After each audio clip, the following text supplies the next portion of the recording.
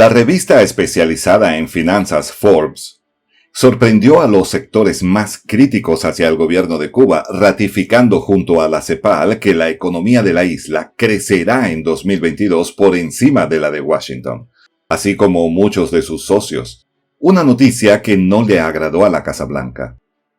Entre otros datos, el contundente informe de la revista estadounidense asegura que Cuba es el quinto país de Latinoamérica que está mejor preparado para afrontar los retos del venidero año. Los detalles de esta historia los conocerás a continuación. Quédate con nosotros.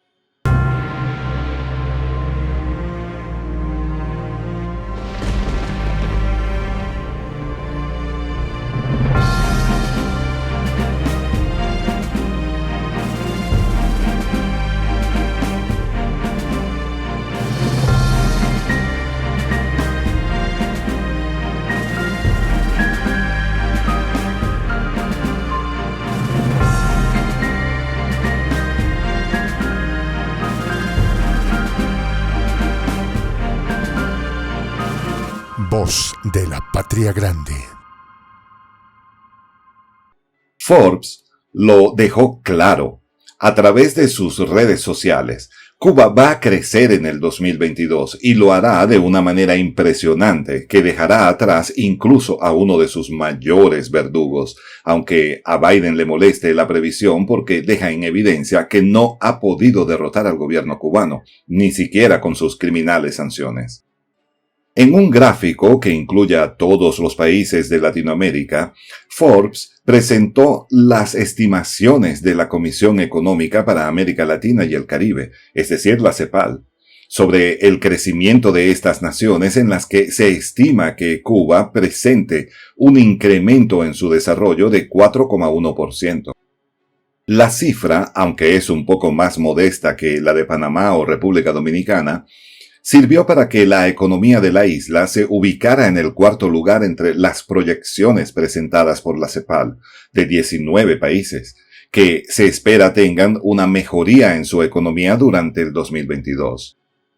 Esto ocurre luego de que en el año 2020, la ya golpeada economía cubana por las sanciones de Washington presentara un importante retroceso del 11% tras haber combatido a la COVID-19, como ocurrió con la mayoría de los países en el mundo.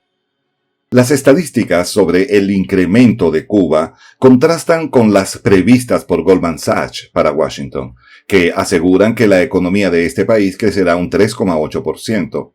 A pesar de no sufrir ningún tipo de restricciones económicas como las que impone contra Nicaragua, Venezuela y Cuba.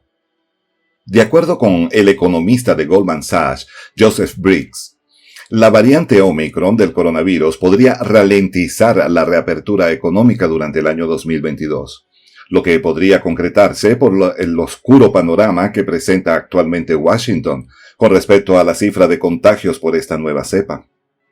El crecimiento de 3,8% en el Producto Interno Bruto durante 2022 se ubica por debajo de los 4,2% previsto anteriormente por la firma sobre una base anual completa, debido a lo reportado en los últimos trimestres por la Casa Blanca.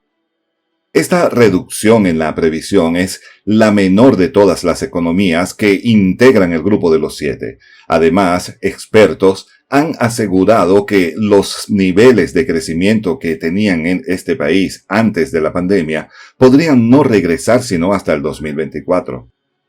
El gobierno de Cuba ya había reportado que esperaba una recuperación gradual para el año 2022, lo que le permitiría avanzar en la estabilización de la economía y los precios a pesar de la pandemia, pero sobre todo del bloqueo que ha impuesto Washington sobre este país desde hace más de 6 décadas. A comienzos de diciembre, el presidente de Cuba, Miguel Díaz-Canel, aseguró en Consejo de Ministros que para reanimar la actividad económica y recuperar los niveles de actividad es fundamental mantener el control sobre la pandemia y no retroceder en la situación epidemiológica del país. Al presentar el proyecto del Plan de Economía a la Asamblea Nacional, el viceprimer ministro y titular de Economía y Planificación, Alejandro Gil Fernández, aseguró que tras 2 años de contracción, 2022 debería mantener la senda de la recuperación iniciada en el segundo semestre de este año. El principal objetivo para 2022, según Hill, es avanzar hacia un proceso de estabilización macroeconómica y de recuperación del papel del peso cubano como centro del sistema financiero, con el propósito de detener el proceso inflacionario. Asimismo, explicó a los diputados en la sección de la Asamblea Nacional del pasado 21 de diciembre, en presencia del presidente Miguel Díaz-Canel y de su predecesor Raúl Castro, que este pronóstico también se basa en parte en una eventual recuperación del turismo, sector clave para ese país. La cifra de crecimiento prevista por el gobierno cubano, que es de 4%, prácticamente coincide con la presentada por la Comisión Económica para América Latina y el Caribe, lo que representa un excelente augurio para la isla en 2022. En esa misma alocución, Hill mencionó que el crecimiento proyectado por el gobierno de Díaz-Canel superó las caídas de los años 2019 y 2020 y parte del cálculo previsto de un aumento del Producto Interno Bruto del país del 2% en 2021. Sin embargo, es menor a la previsión revelada en mayo por el Ejecutivo, que se ubicaba en 6%. De acuerdo con Hill, los efectos de la pandemia, el recrudecimiento del embargo por parte de Washington, el aumento de los precios de importación y otras tensiones fueron los que impidieron alcanzar esa meta. Durante la administración de Donald Trump, que finalizó en enero del 2021, el gobierno de Washington retomó su agenda política agresiva contra La Habana. Solo en ese periodo se adoptaron 243 medidas restrictivas unilaterales, 62 de ellas en el contexto de la COVID-19. Asimismo, la Casa Blanca incluyó a Cuba en su lista unilateral e ilegal de naciones que patrocinan el terrorismo. Por otra parte, activó el capítulo 3 de la ley Helms-Burton, que entre otras medidas criminales que ha mantenido la administración de Joe Biden durante su mandato. Esas medidas hicieron un grave daño a la economía de la isla y por ende a sus ciudadanos. Entre los meses de abril de 2019 y diciembre de 2020, el bloqueo generó daños por el orden de los 9.157 millones de dólares a precios corrientes. Este malestar generado por el bloqueo, que es considerado como un acto de genocidio y que además viola los derechos humanos de los cubanos, sumado a la crisis económica causada por la COVID-19, ilusionó a Washington con derrocar al gobierno de Díaz-Canel. Pero afortunadamente se equivocó, pues el pueblo cubano derrotó la maniobra de desestabilización violenta ejecutada contra la isla el 15 de julio de 2021 y superó el peligro de una intervención por parte del gobierno de Washington. Asimismo, el noble pueblo cubano logró frustrar el intento de desestabilización suave promovido por Marco Rubio el pasado 15 de noviembre, fecha escogida para la reapertura productiva de Cuba, lo que evidencia que no fue para nada una casualidad.